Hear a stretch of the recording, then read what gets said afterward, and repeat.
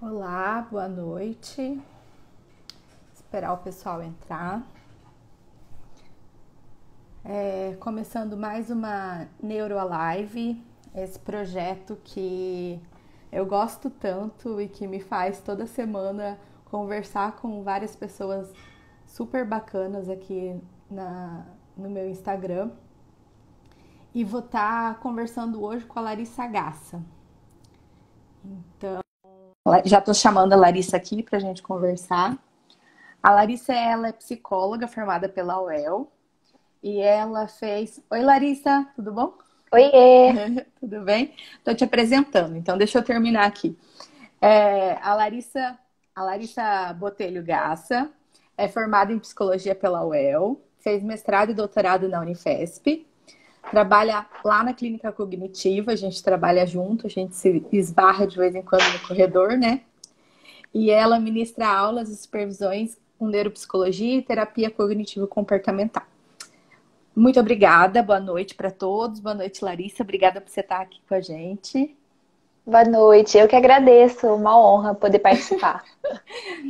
Sempre antes de começar, eu explico a nossa relação, porque eu sempre chamo pessoas que eu gosto muito, que eu admiro muito e que eu tenho muito carinho. Então, a Larissa, ela estava terminando o doutorado dela lá na Unifesp e ela veio para Londrina. E foi acho que um ano depois que eu vim para Londrina também. E por conhecidos, uma pessoa que conhece outra, a gente se conheceu e começou a conversar e falar sobre epilepsia. Eu estava em outra clínica e daí saí e ela me chamou para entrar na cognitiva e desde então a gente está lá. Né? É mais ou menos isso, Larissa? Na verdade, foi uma surpresa bem positiva quando a gente descobriu que ambas trabalhavam com epilepsia, lembra? Você sabia que você Sim. era neurologista, você sabia que eu era psicóloga, e quando a gente descobriu que a especialidade era epilepsia, a gente ficou super surpresa e feliz. Eu lembro de uma frase que você falou assim pra mim, que era tipo, eu achei que eu fosse voltar pra Londrina e que eu nunca mais fosse trabalhar com epilepsia. Não foi? Foi, Mas, foi. ó, não é verdade, né? Estamos aqui. Às vezes eu acho que as coisas que a gente pensa sobre o nosso futuro, é, na verdade, não é o que acontece. E acho que boa parte disso a gente vai falar aqui hoje nessa live, né, Larissa? Sim. Então vamos lá.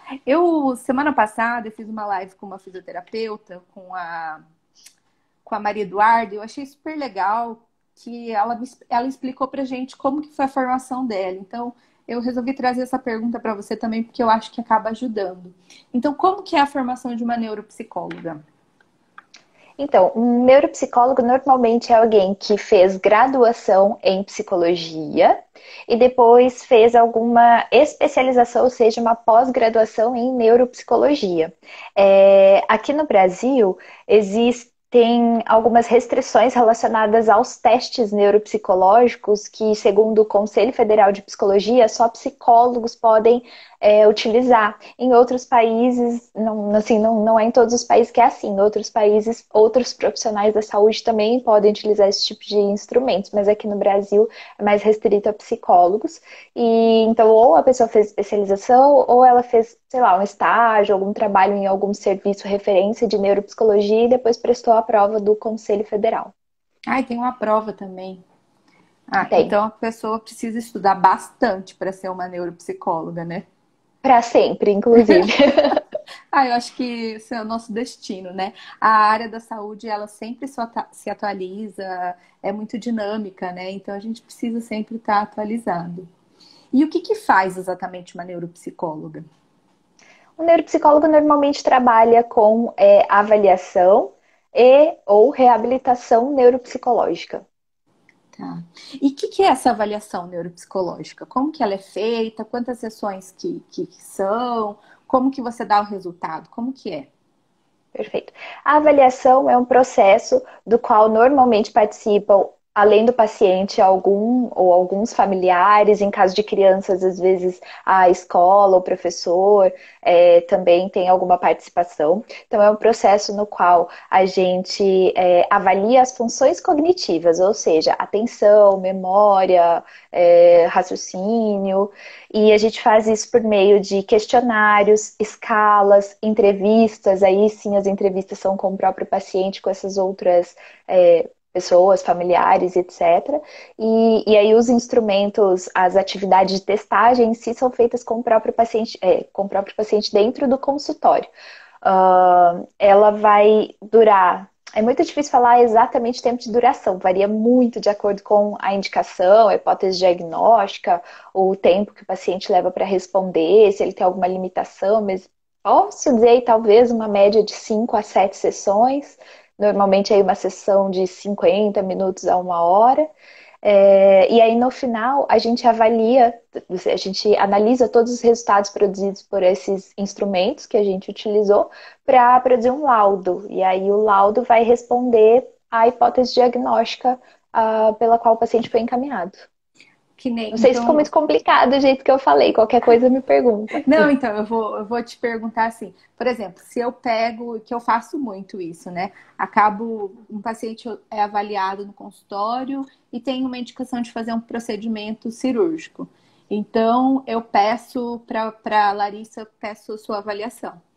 E daí a resposta que você vai me falar é pode ou não pode, né? Eu gosto de sempre falar isso, porque a psicóloga é que vai definir, assim, já me perguntaram, mas a psicóloga é tão importante assim na equipe de cirurgia? Eu falei, olha, é ela que define se vai operar ou não. É isso, né, Larissa? Acho que não é para tanto, mas eu posso dizer que tem um papel muito importante, sim, principalmente em contexto de cirurgia de epilepsia, de tumores, né? Porque a avaliação neuropsicológica ela pode ser útil tanto para auxiliar o médico a fechar o diagnóstico do paciente em diversas condições neurológicas, e nesse caso também na epilepsia.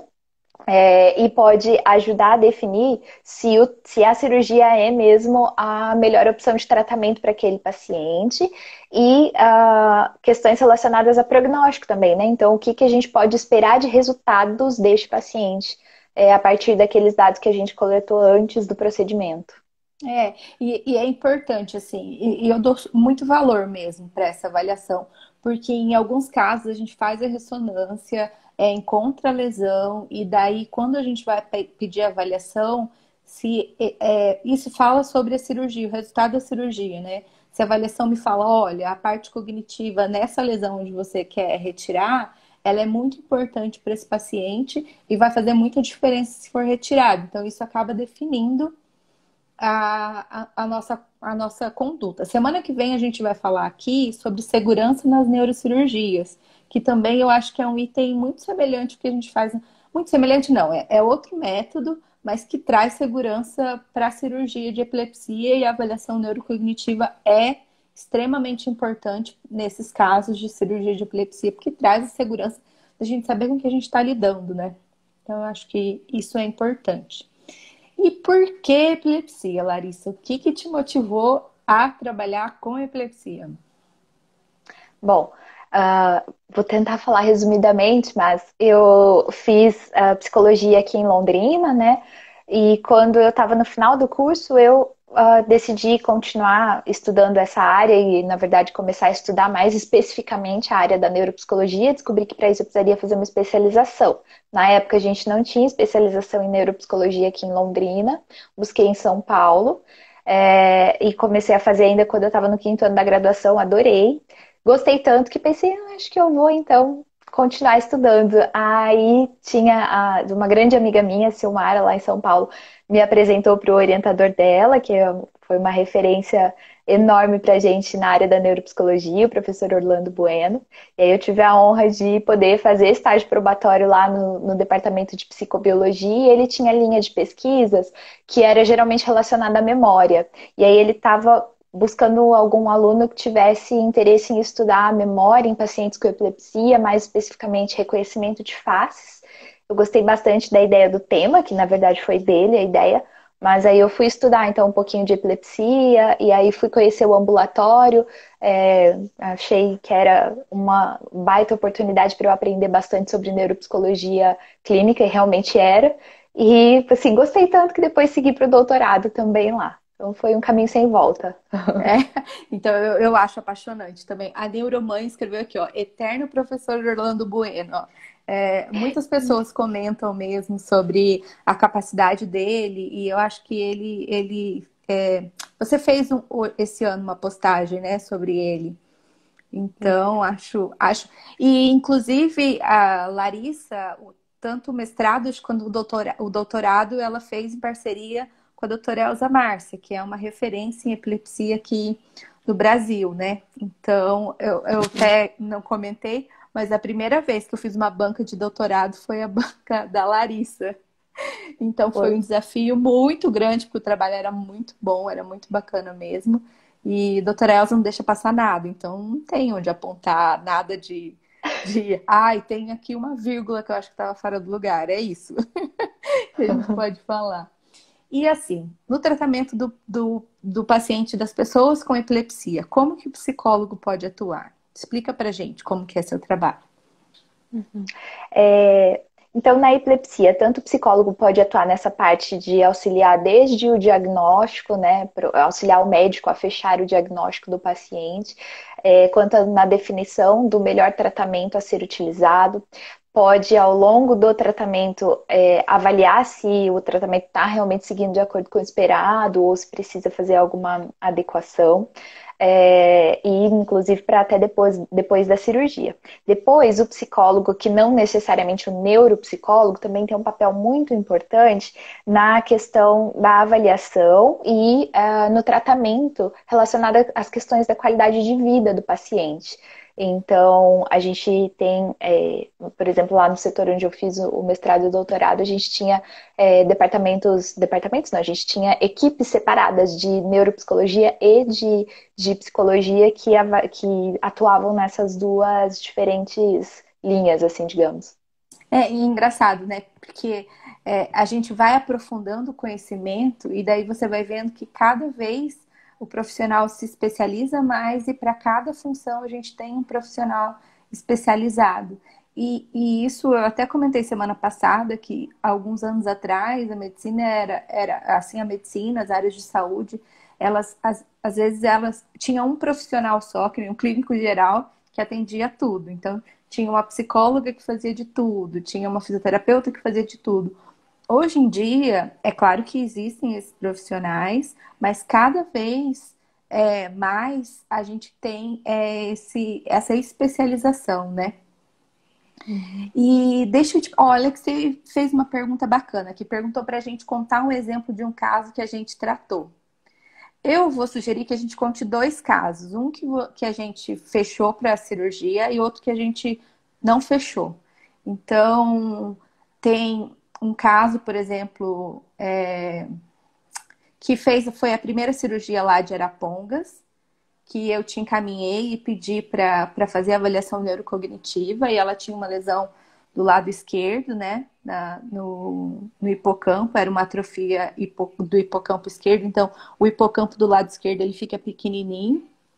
E daí você fez a avaliação, conta pra gente da avaliação dessa paciente. Isso. Eu fiz a avaliação dela e ela era um caso que é aquele que a gente fica torcendo para que seja daquele jeito, no sentido de que a avaliação neuropsicológica, os resultados da avaliação neuropsicológica dela eram concordantes, ou seja, encontraram aquilo que era esperado de acordo com que o médico, o neurologista, no caso você, e tinha avaliado da clínica dela, né? Ou seja, todas as características clínicas, também concordava com os resultados do EEG dela e concordava com os resultados da ressonância magnética. Então, esse é o melhor cenário que a gente tem para indicar um paciente para cirurgia quando é epilepsia de lobo temporal mesial. E aí deu tudo certinho, por isso que ela foi para cirurgia. E daí ela fez cirurgia já vai fazer mais ou menos uns 8 meses e ela nunca mais teve crise. A média de crise dessa paciente era em torno de 3 a 4 por semana. E 8 meses sem crise nenhuma, isso é excelente. Ela teve algumas complicações infecciosas, mas ela tá bem. Então, do procedimento cirúrgico, a gente vai ter uma live só sobre isso. A gente não garante, né, Larissa, que é 100% livre de crises. 70% das pessoas podem ficar livres de crises.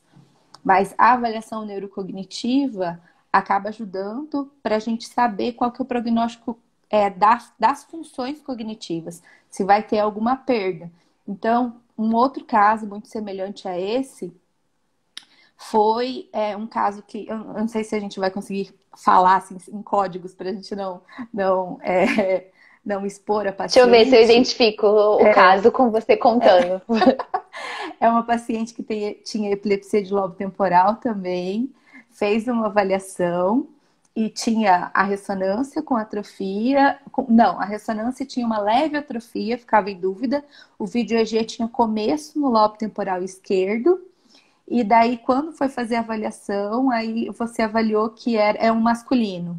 Que até comentei com você esses dias. Que você foi fazer a avaliação e você viu, não, ele tem a cognição preservada, ele tem a linguagem preservada, tem uma questão de ansiedade e tal, mas essa cirurgia não seria benéfica para ele, lembrou? Sim, assim, é a questão justamente de quando o paciente tem os dados muito discordantes, né? E assim, pensando em prognóstico cognitivo, ou seja, paciente que vai operar, na prática, vai tirar um pedacinho ali importante do cérebro, vai ser ali, né, Elaine, de 3 a 5 centímetros, 5 centímetros e meio, até no caso de uma epilepsia de lobo temporal mesial. É claro que pode ter algum tipo de efeito para memória, para atenção, para algumas outras funções. E aí, como este paciente tinha a memória a parte verbal, a memória verbal dele muito preservada e que isso não concordava com o que a gente tinha encontrado ali na ressonância totalmente. Então eu expliquei, né? Bom, se a gente fizer primeiro que já não é o melhor cenário para indicar para cirurgia do ponto de vista da avaliação neuropsicológica e existe algum risco desse paciente ter perda e ter impacto com essas perdas de memória lá no pós-operatório. É claro que isso tudo é extremamente complexo, né, para quem está assistindo a gente, então a gente tem que olhar para tudo, né, a questão do impacto das crises na qualidade de vida desse paciente, qual que é o controle de crises no momento da cirurgia, né, se as medicações estão ou não sendo suficientes para fazer controle de crises, mas aí levando todos esses aspectos em consideração com toda a equipe, foi que a gente viu que não era um caso bem indicado, né, para É cirurgia naquele momento. multiprofissional a equipe, né? A gente conversa com várias pessoas, a gente pode estar fisicamente no mesmo lugar ou não. Tanto é que em alguns casos a gente leva para uma reunião que leva o neurocirurgião, leva a neuropsicóloga, leva o neurologista, né? Leva o neuroradiologista para discutir os casos, que é muito interessante, né? Aqui perguntaram, deixa eu só responder se essas cirurgias são feitas em Londrina. São realizadas em Londrina e são realizadas em Arapongas também. E a Isadora perguntou: o neuropsicólogo atua exclusivamente com as avaliações e acompanhamento ou também realiza psicoterapia convencional como a gente conhece? Boa pergunta. Como o neuropsicólogo ele tem como graduação psicologia, ele pode atender com psicoterapia, como nós conhecemos, né, a psicoterapia convencional.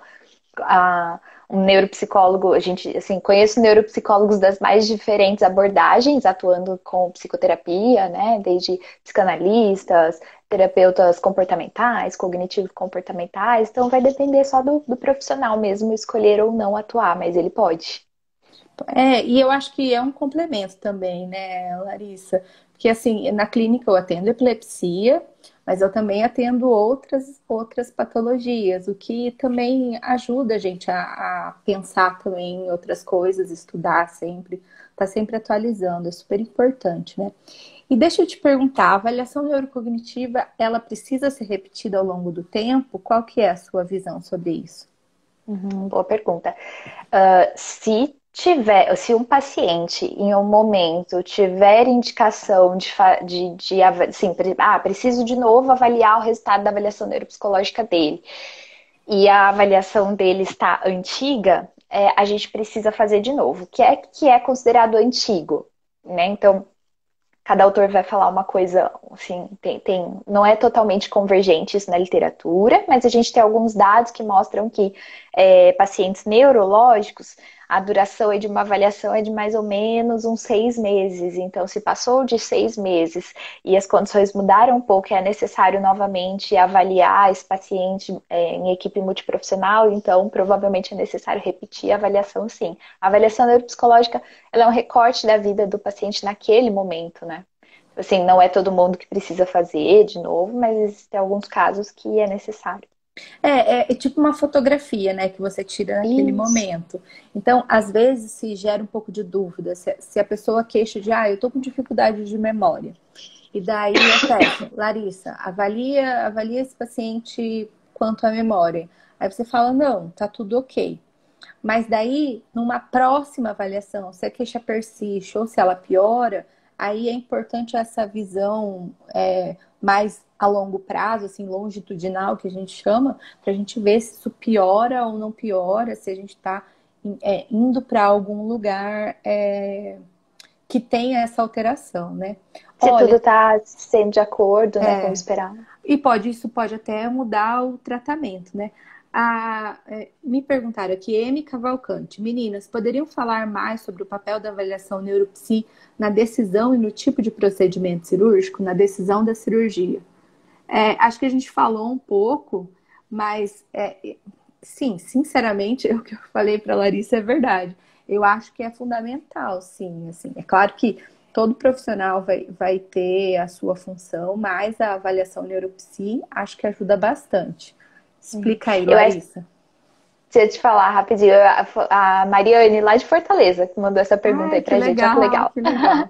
Ela fez mestrado lá na epilepsia também, logo quando eu estava saindo de lá.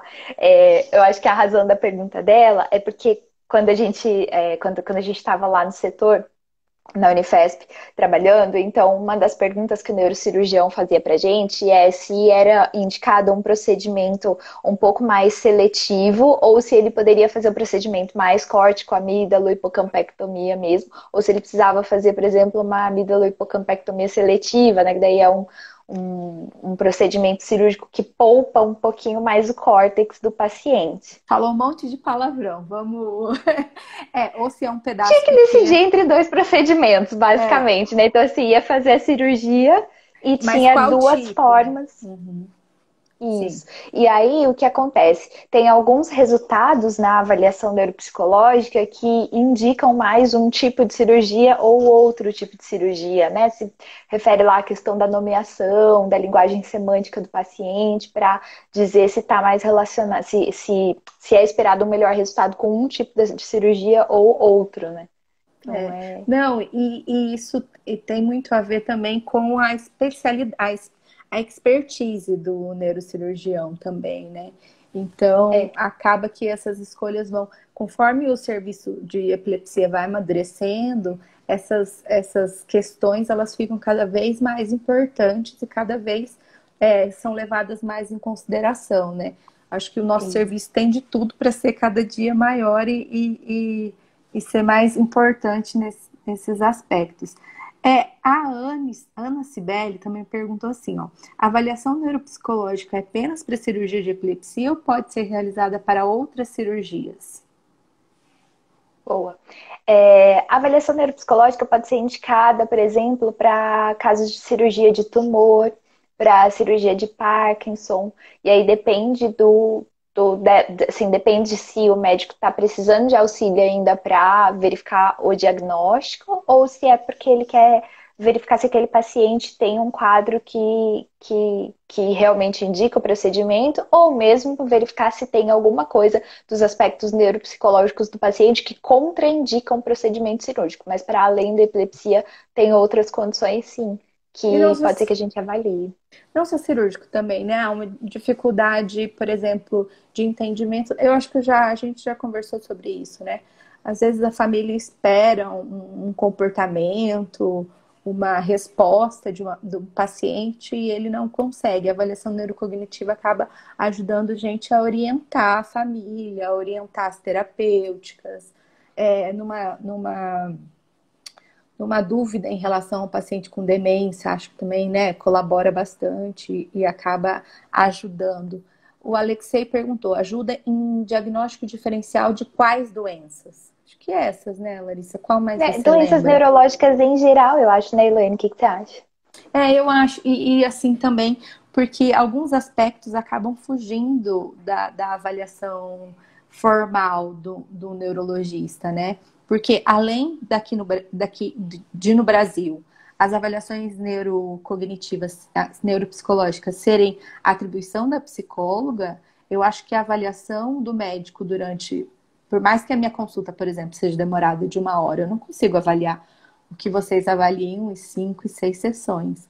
Então, Sim. acaba ajudando e definindo muitas coisas. Então, por exemplo, se é uma demência de início precoce, que tem poucas características, a família reclama pouco, o paciente tem as queixas, mas ainda tem dúvida, a avaliação neurocognitiva é muito interessante porque ela acaba ajudando a gente a identificar se isso existe mesmo ou se é uma percepção, né?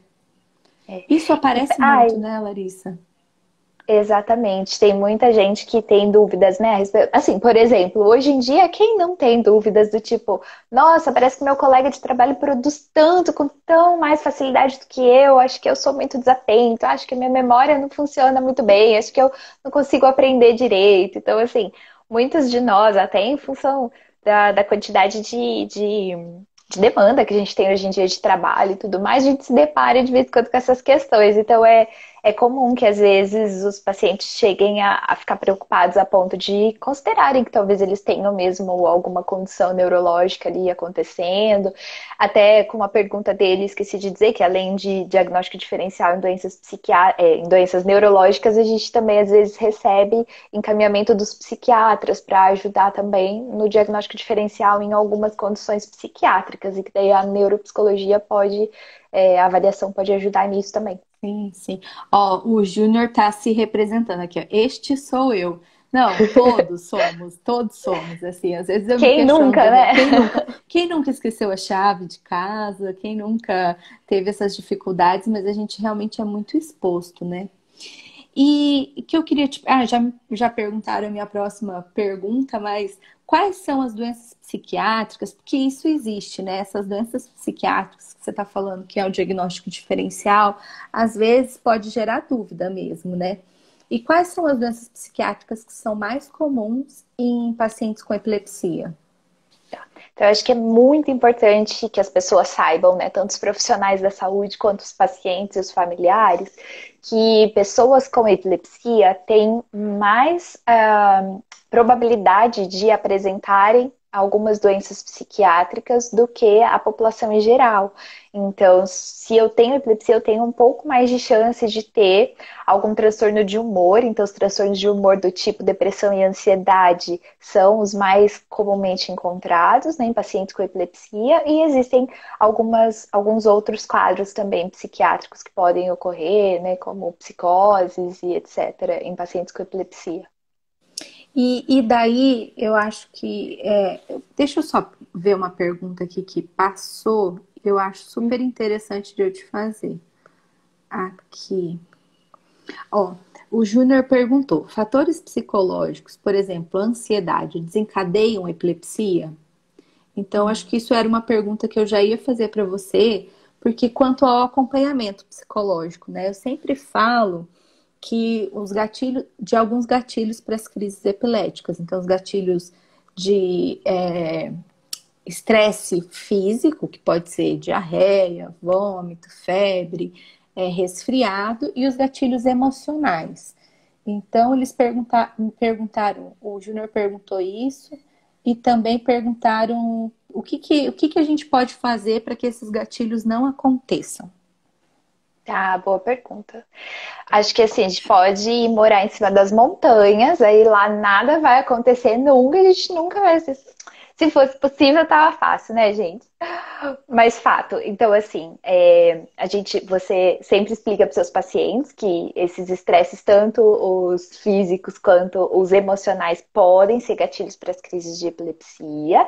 E isso, às vezes, esclarece um pouco os pacientes ou, às vezes, deixa-os ainda mais ansiosos. Do tipo, caramba, então eu não posso ficar nervoso, porque se eu ficar nervoso eu vou ter crise. E quando eu penso assim, eu já estou ficando ansioso com medo de ter crise. Então, olha que complicado, né? Então, a gente precisa levar bem a sério essa questão, apesar de eu estar aqui brincando para responder, mas é muito importante a gente pensar que estresses fazem parte da vida de todo mundo, né? Então, não é possível não dá pra gente ter a meta de viver uma vida sem ficar estressado, porque vai acontecer. E chata também, né? Imagina uma vida sem estresse, que chata.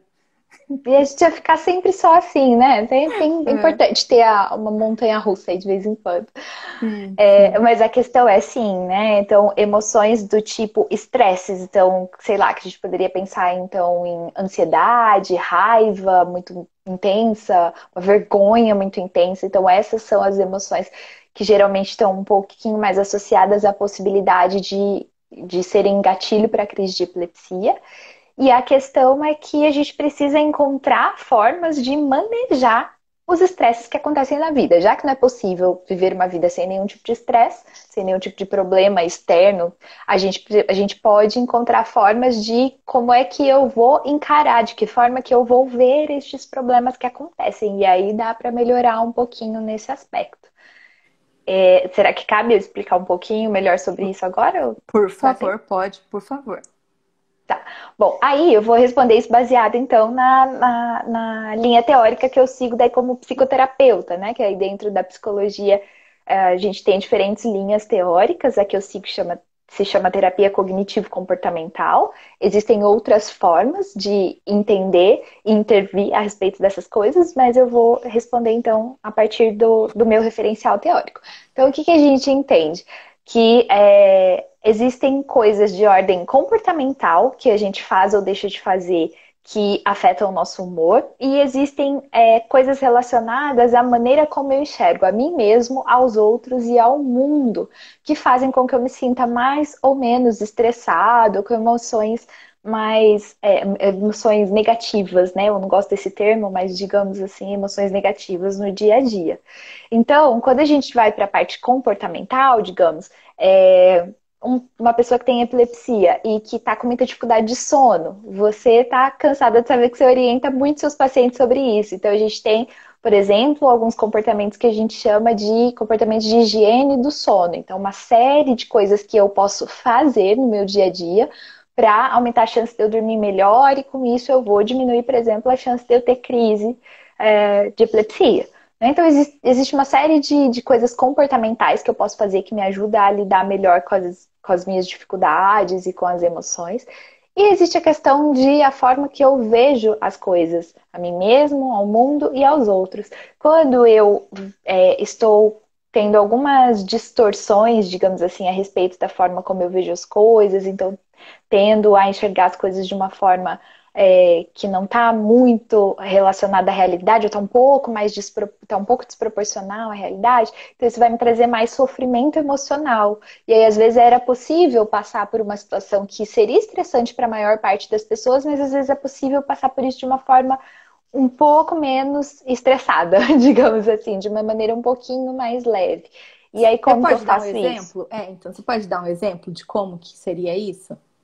Tá, perfeito. Então, deixa eu pensar num exemplo aqui, até se eu pensar num exemplo de crise de epilepsia, digamos assim, né? Então, eu tenho epilepsia e eu tive uma crise.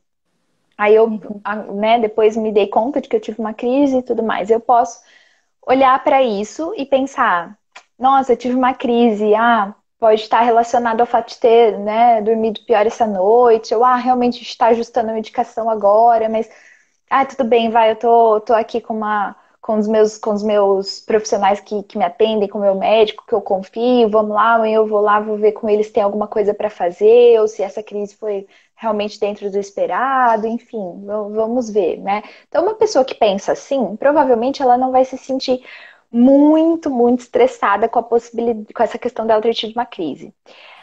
Uma outra pessoa pode olhar e falar: caramba, eu tive uma crise de epilepsia. Nossa, será que o meu quadro está piorando? Será que o médico errou no meu diagnóstico? Será que eu fiz alguma coisa errada e não estou me dando conta? Será que eu vou ter uma crise de novo a qualquer momento? Nossa, será que eu preciso cancelar meus compromissos? Então, uma pessoa que está pensando assim, ela provavelmente está sentindo o quê? Muito Ansiedade, mais. É. né? Pensando assim. Então, aqui é um exemplo bem bobo, digamos assim, porque é claro que as coisas são bem mais complexas do que isso, mas só para explicar que a forma como eu vejo as coisas influencia em como eu me sinto.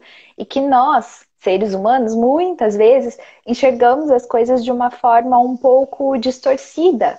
Que é baseada, claro, no meu histórico de vida, na minha aprendizagem e tudo mais, mas às vezes esse tipo de coisa, todos nós fazemos isso, mas às vezes a gente faz isso muito frequentemente, e isso leva a um sofrimento emocional mais prolongado, mais intenso, às vezes até mesmo sim, necessariamente está presente em condições psiquiátricas, como depressão, ansiedade. É. E isso eu acho que é uma coisa. O Lécio comentou aqui, ó, coloca na bolha e esconde do mundo. E às vezes eu percebo que é isso, assim, eu tenho essas conversas com os pais dos pacientes, com os familiares, que às vezes é essa vontade de colocar na bolha e esconder do mundo e eu não quero que nunca mais aconteça nada. E que existe, como que a gente pode fazer essa orientação para a família também? Que eu acho que é importante a gente falar disso, né, Larissa? Boa pergunta, porque aí é muito importante, né, pra gente, ainda mais quem atende bastante paciente com epilepsia, é fácil a gente ter empatia pela situação que eles passam em relação à questão de realmente as crises, na maior parte das vezes, são imprevisíveis. Né? E essa questão de eu não sei quando eu vou ter crise, como exatamente vai ser a crise, é muito compreensível que sugere sofrimento no paciente e nos familiares. E aí a tendência é bem essa que você falou. O familiar falar, quero colocar, ou né, que a pessoa comentou aí, colocar dentro de uma bolha e não vou deixar que nada afete. E aí, quando eu penso assim, que é a tendência de quase todo familiar, eu, familiar, vou me sentir extremamente ansioso, tentando cuidar de cada pedacinho do ambiente daquela pessoa, vou tentar controlar tudo ali ao redor para ver se nada atinge aquela pessoa. Só que isso não é alcançável, né? Não é realista. Então, assim, a gente tá aí, a nossa vida tá aí, as coisas acontecem, então não tem como a gente cuidar de tudo o tempo todo, estar 100% vigilante. E mesmo que eu estivesse, existem fatores internos, por exemplo, uma febre, sei lá, uma outra condição Sim, fisiológica que sim. pode levar aquilo também. Então, aqui entra a importância também dos familiares terem um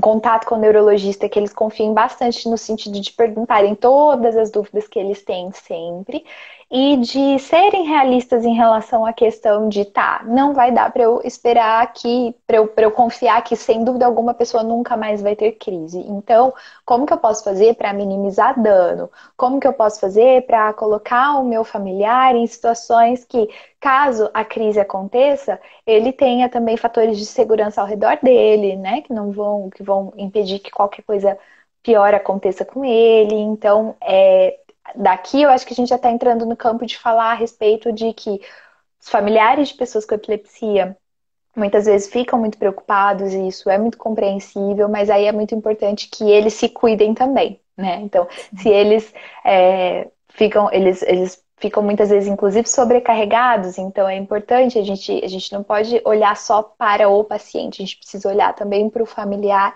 e ver se o familiar não está sobrecarregado, está conseguindo lidar da melhor forma possível com aquilo, e caso não, procurar ajuda, né? Buscar a ajuda de um profissional. E aí tem diversas coisas na área da saúde que podem ajudar, diversos tratamentos, mas sempre ir em busca disso para que ele mesmo, para que o familiar fique melhor e, claro, o paciente também sente o impacto disso, né? E eu acho que isso é importante, porque que nem hoje à tarde eu conversei com uma família, aí o menino gosta muito de jogar futebol. E daí, o maior interesse da mãe é que não jogue futebol, porque não vai, não, se for jogar futebol, pode acontecer uma crise e ele não vai, ela não vai estar lá e não vai ter ninguém da família lá. Então, eu conversei com eles, e por isso que eu tô falando isso aqui, porque às vezes é importante, a gente também, esses exercícios são importantes, os exercícios são importantes para o controle das crises, né? A atividade física é importante para a nossa saúde, tanto física quanto mental. Então, acho que chegar para o professor, para o técnico do futebol, explicar a condição, olha, meu filho tem epilepsia, se ele tiver uma crise, você cuida desse jeito, você me chama, você chama a emergência, mas tentar organizar as coisas a ponto de que você consiga também deixar com que o paciente tenha uma vida. É difícil, né? Eu entendo e acho que a gente está falando disso aqui agora, assim. É difícil, mas a gente tem que achar um equilíbrio entre essa super proteção e o que o paciente pode fazer e o que ele deve fazer para ter uma vida plena. Então, a gente tem que achar o equilíbrio dessas duas coisas para conseguir achar um meio termo e para todo mundo viver bem, né, Larissa? O que você acha? Concordo, porque assim, né? Concordo que é difícil, mas concordo que é necessário que a gente sempre busque isso e, de novo, né? Reforço a importância de buscar respaldo profissional também para te ajudar com essas, né? Para ajudar os familiares com essas questões, porque, então. Tem algumas atividades específicas que realmente, né, o paciente por vezes vai precisar ficar restrito, não vai poder fazer. Mas outras atividades é possível fazer, né? Então, por exemplo, a questão do futebol. Será que lá no futebol é possível conversar com os colegas do time, conversar com o técnico, orientá-los a respeito da condição dele, explicar que se ele tiver uma crise, ele tem aura. Se ele tiver aura, mais fácil ainda, né? Que ele já aciona alguém ali naquele momento. Caso não, como que é para proceder no caso de crise? E aí, muitas vezes, a gente ir analisando caso a caso, para que a restrição da vida do paciente não se torne um fator que vá contribuir para esses sintomas de depressão, de ansiedade, né? Assim, eu acho que tá todo mundo tendo um bom exemplo disso nesse momento, que a gente está restrito de tantas coisas que nós gostamos, né? Nós todos. Sim. E acho que ninguém tá achando completamente fácil e tranquilo. Então, imaginem como é para alguém que tem uma doença, uma condição que o restringe ao longo da vida de fazer coisas que são importantes para essa pessoa, né? Sim. Então, a gente precisa ver como que eu mantenho a segurança do paciente, mas ao mesmo tempo como que se existem formas de manejar para que ele continue fazendo as coisas que são importantes para ele. Não, isso é fundamental, né? E às vezes é falta mesmo de conversar, né, Larissa? Então, de perguntar durante a consulta, ou de ter um profissional que te devolva isso, não. Eu acho que você pode fazer isso, porque os aspectos são vários aspectos da vida da pessoa, né? Então, acaba Mesmo que a gente conversar precisa com conversar. com as pessoas da convivência, né? Porque às vezes a gente trocando ideias aí com amigos, com familiares, as pessoas dão ideias que a gente não tinha pensado. Por que não faz de tal jeito? E às vezes são ideias realmente viáveis que dá para fazer. Lembrando que para a saúde emocional de todo mundo é muito importante que a gente tenha amigos, que a gente conviva com os nossos amigos, nem que seja pela internet, que é a possibilidade que temos atualmente, mas isso precisa fazer parte da vida de todo mundo. Então é muito natural que às vezes os pacientes com epilepsia, por conta de algumas restrições, vão se afastando dos amigos, de pessoas que são importantes para eles. Tudo isso contribui para esses sintomas depois de doenças psiquiátricas. E daí uma coisa leva a outra, né? Daí vira uma bola de neve. Ó, a Janete aqui perguntou: a avaliação psicológica ajuda na identificação de fatores desencadeantes de crises em pacientes com epilepsia sintomática? O diagnóstico foi da doutora Elza Márcia, sua orientadora. Eu acho que a avaliação, tanto a avaliação durante a consulta, mas a avaliação não precisa ser avaliação cognitiva, né, Larissa? Acho que a entrevista que você faz para uma terapia já te ajuda, né? Se a gente for pensar, tô pensando agora aqui com a pergunta, mas tô pensando assim, né? Vocês, neurologistas, na maior parte das vezes, pedem para os pacientes o diário de crises. Então, Uhum. assim, ou o próprio neurologista, ou se esse paciente já estiver em psicoterapia, que daí fica excelente, porque o psicólogo pode ajudar nisso, a gente pode acrescentar nesse diário a questão de qual foi a situação na qual o paciente teve a crise. Então, teve algum estresse do ambiente ou do próprio paciente, e aí a gente precisa fazer um acompanhamento de avaliar durante um períodozinho ali, né? Olhar algumas crises para chegar a essa conclusão. Mas é uma É, forma, por exemplo, de avaliar isso. sim, eu acho que pode ajudar muito mesmo. E a Júlia falou perfeito, Lari, metas realistas. A Isadora, educar quem convive com a pessoa e paciente amparado tem menos estresse. É exatamente isso, Alexei. E daí me perguntaram também, eu não estou falando o nome das pessoas, só quem escreve aqui online, porque eu não sei se as pessoas deixaram de perguntar por timidez ou porque não queriam se expor. Então eu não estou falando mais os nomes, então podem mandar mensagens e perguntas que a gente vai falar. Existe algum tipo específico de emoção que tem mais propensão em causar as crises? Você acha que tem isso?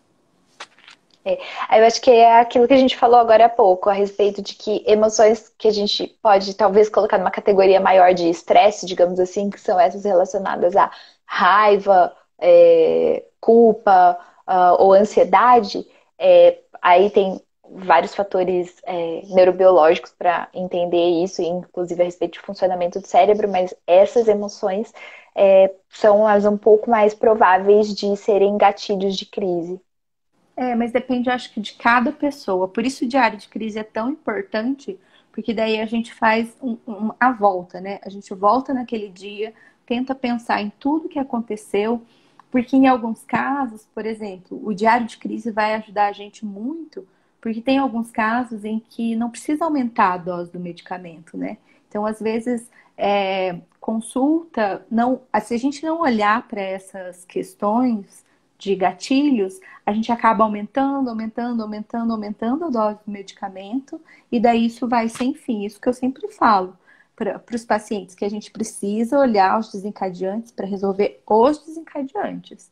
Se a gente tiver, não pode não ter desencadeante, daí a gente vai ver que vai precisar aumentar a dose do medicamento ou tomar alguma outra atitude. Mas se a gente achar o desencadeante, eu acho importante, né, Larissa, a gente sempre olhar para isso.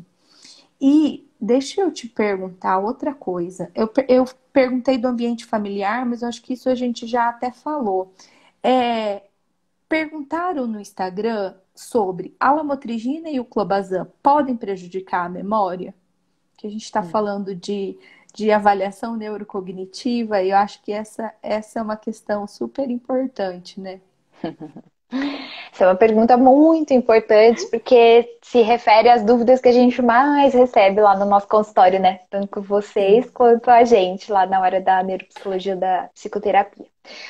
Então, o que é que nós temos? Temos de dados, assim, né, da literatura, de que, sim, os medicamentos antiepiléticos, eles podem ter algum efeito, sim, sobre atenção, sobre velocidade de processamento e até mesmo sobre memória, sobre algumas outras funções cognitivas aí. Então, isso pode acontecer. Porém, o que a gente já assistiu muito, todo mundo sabe, todo mundo sempre conhece alguém que passou, às vezes, por algum tratamento no qual o paciente ficou exposto a uma medicação com doses maiores do que ele precisava, por exemplo, e às vezes isso prejudicou bastante a cognição durante o tratamento medicamentoso e as pessoas têm muito medo disso, né? Então eu acho que tudo isso faz com que as pessoas tenham esse receio. Então, tanto temos sim dados de que tem alguma interação, alguma relação entre é possível que esses medicamentos exerçam algum efeito sobre as funções cognitivas e existem muitas pessoas que às vezes recebem doses de medicação que não são necessariamente as mais é, adequadas ou não são tão necessárias para aquele caso ali. Só É, que uma coisa que geralmente a gente fala, né? Desculpa te interromper, mas geralmente a gente fala assim, que a dose do anticonvulsivante é a menor possível para controlar crises. isso. Então, por E isso é que é o que bem eu. nesse ponto é que aí eu sempre converso bastante com os meus pacientes a respeito da questão de que as pessoas têm muito medo do medicamento.